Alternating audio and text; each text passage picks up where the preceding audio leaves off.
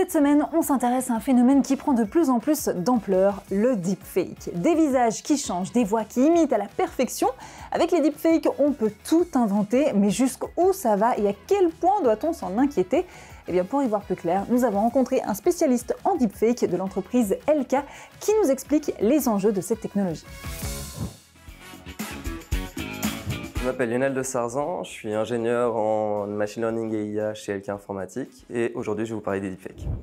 On parle de deepfake lorsqu'on utilise l'intelligence artificielle et plus particulièrement le deep learning pour générer du contenu qui n'est pas authentique. On peut distinguer plusieurs styles de deepfake. Pour en citer quelques-uns, on a par exemple le face swap, où en fait on va inverser le visage de deux personnes entre deux médias différents. On a par exemple l'IA générative, où on va générer du texte. On va générer aussi des images en lui demandant de générer quelque chose à partir d'un texte. On a aussi par exemple du face reenactment, où on va tout simplement demander à l'IA de modifier l'émotion ou l'expression du visage de quelqu'un, et aussi tout simplement les deepfakes audio ou encore le lip sync. Donc on va animer une image en fonction d'un audio.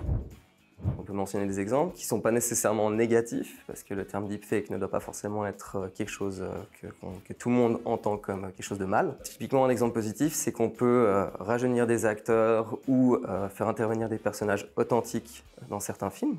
Les personnages historiques donc. Les principaux dangers des deepfakes, ça peut être du chantage, de l'extorsion, impersonnifier quelqu'un, nuire à la réputation de cette personne, ça peut aussi arriver. Tout d'un coup, on va recevoir des faux appels téléphoniques et donc des arnaques téléphoniques, vidéo aussi qui peuvent arriver et donc des pertes d'argent potentiellement colossales. Il peut y avoir du contenu explicite qui est créé, des créations de faux comptes sur les réseaux sociaux, se faire passer pour quelqu'un dans le but de lui voler ses données confidentielles, donc banque, etc., etc. Quand on voit un média sur les réseaux sociaux, il faut se poser des questions. Est-ce que la source qu'il a postée est crédible?